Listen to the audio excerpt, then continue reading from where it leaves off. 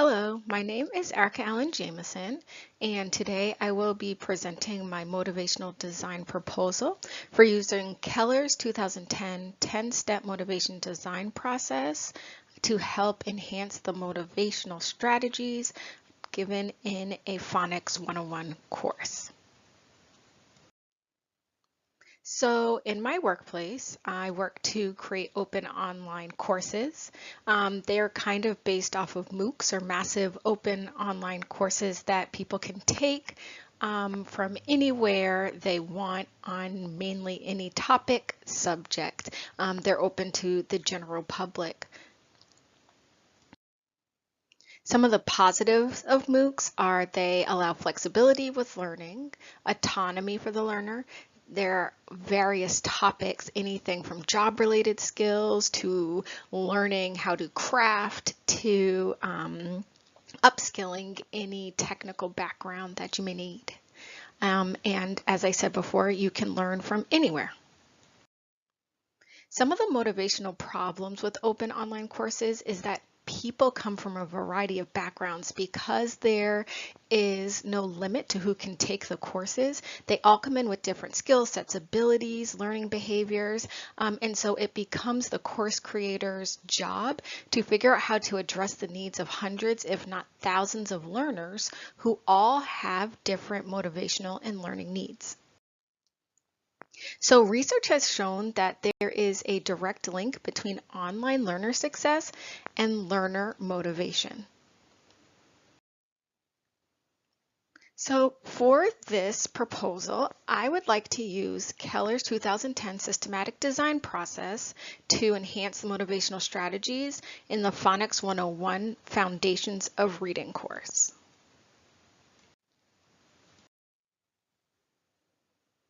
Step 1, obtain course information. So the information for the Phonics 101 Foundations of Reading course is that it's a pre-existing course. It was developed by myself and 3 other classmates in the distance education course in the spring of 2022. And the main objective for the course was to teach adult learners how to teach phonics to children. It was developed into 4 modules, and each week had its own module to complete, but learners could still complete it at their own pace as long as they completed the module within that week period that it was released. And the course will be instructor guided by myself. So as I said, I will be the instructor. I have a professional educator's K-6 license in the state of Florida, as well as my ESOL endorsement. I have 10 years of teaching experience and have taught both face-to-face and online with both children as learners and adult learners. And I have also developed curriculum and courses. So when evaluating the Phonics 101 course, some of the strengths are that it was objective driven, the content was aligned, so everything went back to teaching our learners how to teach their children to read. There were various learning activities and a lot of strategies to get them learning the techniques and skills they need throughout the course. Some of the deficiencies within the course was that the information and content was unorganized. Some of the modules could be rearranged, and there was also a lack of consistency within each module and the flow of information. There was also a large focus on teacher lecture videos, and the objectives were not connected to the overall course goals. And lastly, there was lack of concrete examples. Step 2, obtain audience information. So our target learners for the course were adults who wanted to teach their children to read. They were highly motivated to learn, and the reason for this was it's a self-enrolled course, so they wanted to know the information. They wanted to learn what they could about helping teach their children to read. They were unfamiliar with each other, but they were generally excited to learn. Step 3, audience analysis.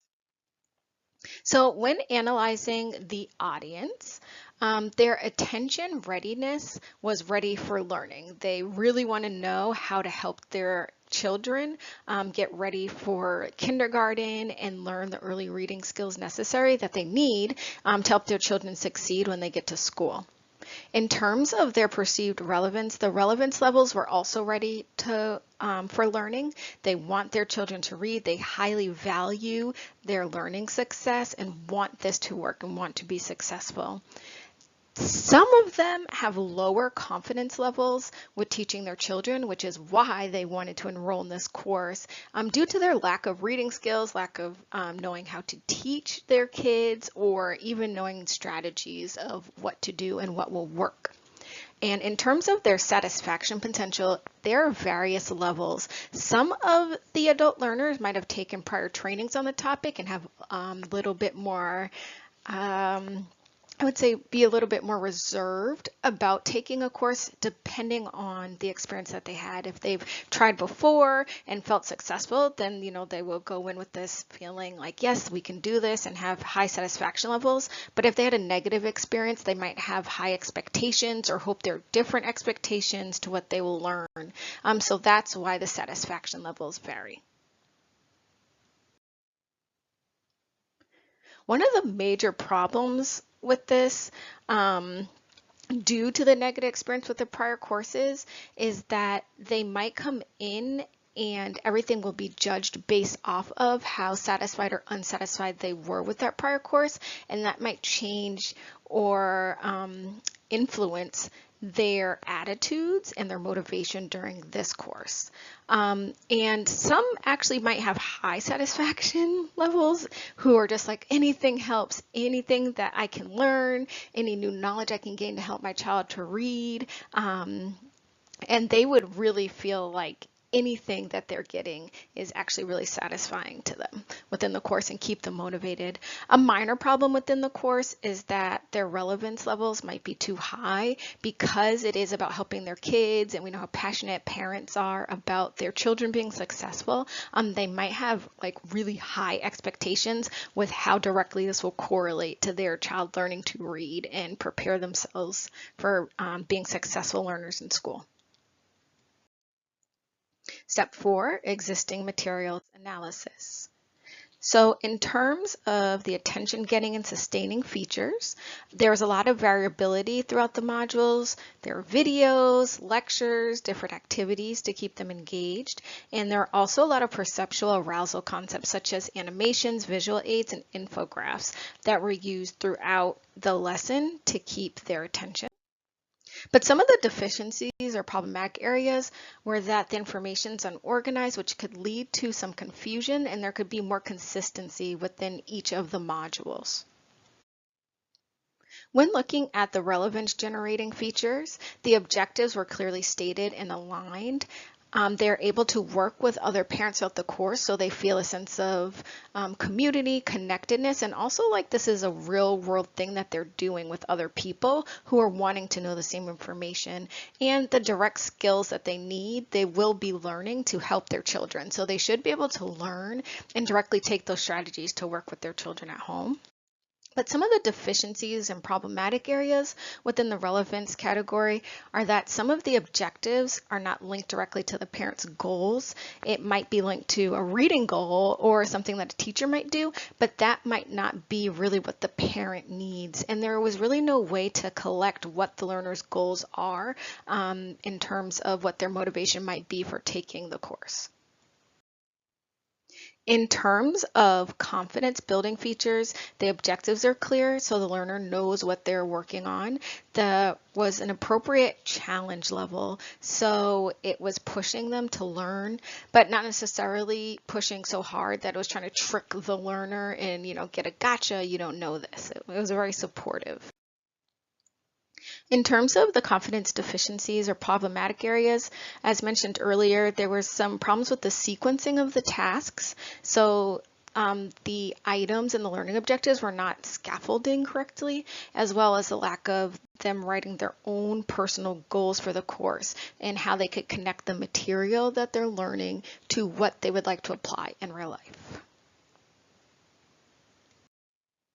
In terms of satisfaction producing features. There was a lot of intrinsic reinforcement strategies, practicing in realistic settings. Here's a video of this strategy. Here's how to do it. Now go practice it at home, and really gaining that experience with using the strategies.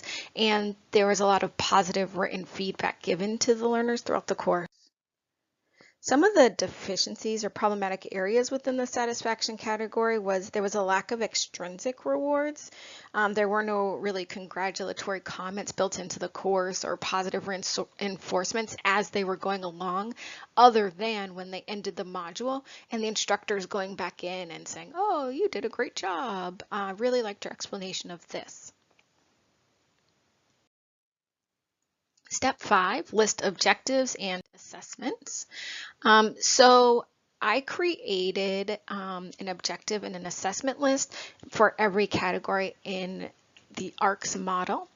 So my objectives for the attention category were to create curiosity, stimulate inquiry, and avoid boredom. This is very important in online learning because you don't have the same face-to-face tactics that you can use, such as body movements and engaging and changing your tone of voice. You can do it, but it doesn't have the same effect level when you're teaching through the computer. And so these are the ways that I wanted to assess it. I will know if their learners are able to share their past experiences, if they're reflecting about what they learned, and if they're able to successfully complete each module. The more interactive they are, the responses, the more I would know that I had their attention and that they were really into the lesson, versus very borderline work or reactions that show that they might have just been clicking through, submitting just to get through the course.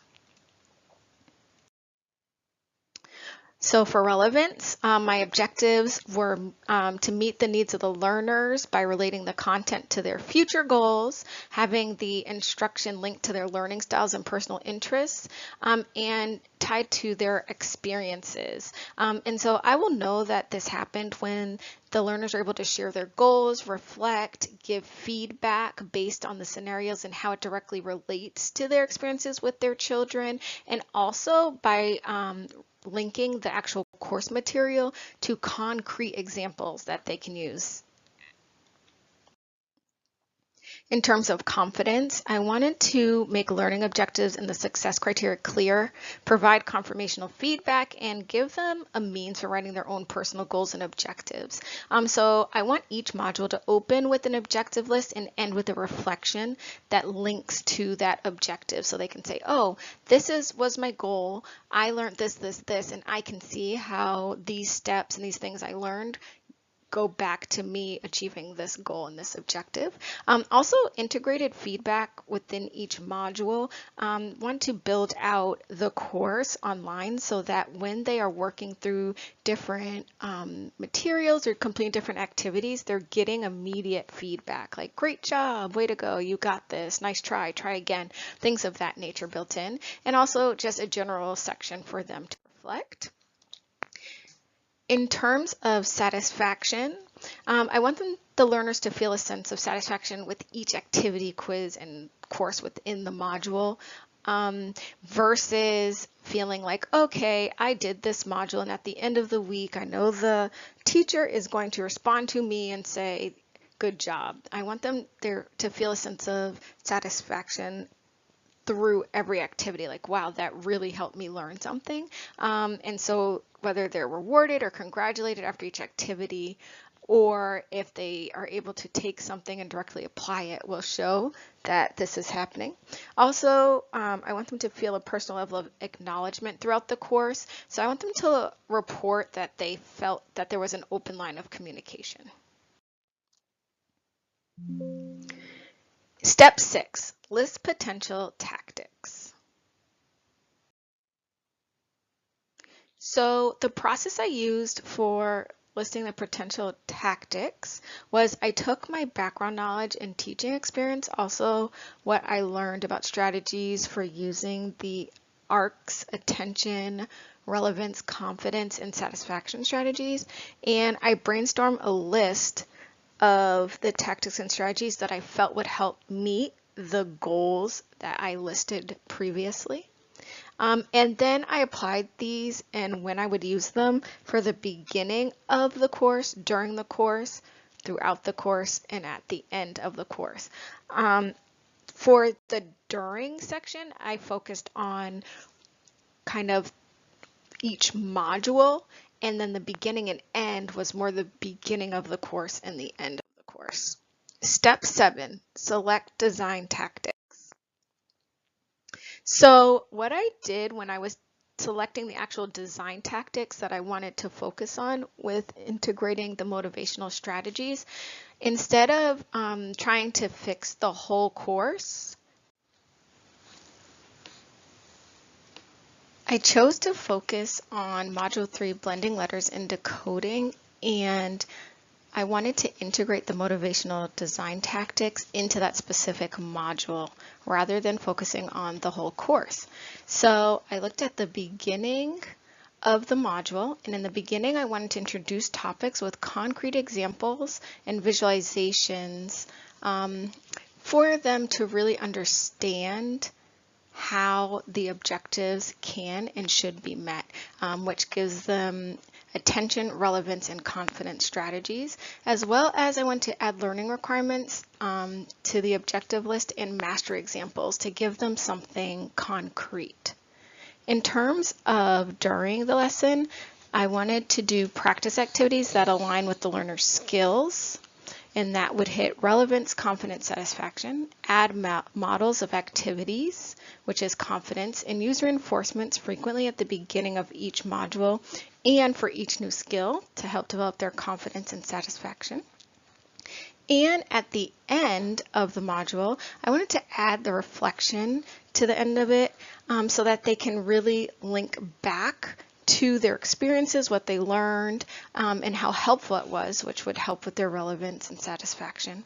And end each module with a way for learners to share what strategies, tools, and concepts they learned, and how it helped them reach lesson objective, which again is the relevance and satisfaction steps. Step 8, integrate with instruction. So once I pulled out those learning objectives and tactics, I created a lesson plan for the Phonics 101 Introduction to Phonics course, but I focused on the blending letters and decoding module, and I came up with the module objective of understand, implement, and apply decoding strategy of blending, and I followed the lesson plan strategy that was given by Keller in his 2010 book, and it was based off of Gagney's 9 events of learning. I had sequence learning objectives, a content outline, instructional tactics, motivational tactics, assessments, materials, as well as the time required for each of the learning objectives. Step 9, select and develop materials. So there were existing materials already within the course. So there are video models and demonstrations of the blending strategies, a lot of teacher-led models where we pre-recorded ourselves giving a lesson, showing the strategies to the learner. There was a list of CVC words to practice as well as a reflection assignment within the module. But materials to be developed. I want to develop a video demonstration of students sounding out words and reading so that parents can really see what the technique and strategy looks like in action, as well as video and audio demonstrations of adults sounding out the words, and something that they can use as a resource to go back to know if they're doing it correctly. Also, I want to do video and audio demonstrations of mistakes that are frequently made when sounding out CVC words so that they know how they can possibly fix them. An updated CVC word list and a branching scenario for the blending strategies, as well as an updated reflection assignment. Step 10, evaluate and revise. So the evaluation materials, what I want to do for the evaluation is an online survey attachment, and I want to add it to the end of the course. So that way, in order for them to complete the course, they have to do that as kind of like their last assignment piece to say that they've successfully done it. These are some example questions that I would like to have in the evaluation. Some are, what parts of the course did you find most beneficial? What did you find least beneficial? But also I would like a plethora of rating questions where they can rate it a 1, did not meet expectations, or 2, exceeded expectations. And then that way I can use these ratings to evaluate my course. So the implementation timeline is, I would like to have these motivational tactics implemented as soon as possible, but there really is no time limit because it's a course that I'm just creating to be an open course with no particular deadline attached to it. But I'm projecting that it will take about 3 months to implement, with the updated course giving the second set of learners on October 2022. So in terms of the evaluation of motivational strategies, what I plan to do is collect the survey data from the new cohort of students that enroll in October. And I would like to average all the questions that rated a 4 above or 3 and below, as well as take anecdotal data on the positive comments. Once the average ratings are 4 above, I know that I'm meeting the motivational strategy objectives that I've outlined. So in conclusion, I would like to use Keller's 2010 systematic motivational design process and the motivational design tactics that I created and outlined in order to enhance the learner experience in my Phonics 101 Foundations of Reading course, which is an introduction to phonics and is designed to teach learners how to teach their children to read. Thank you.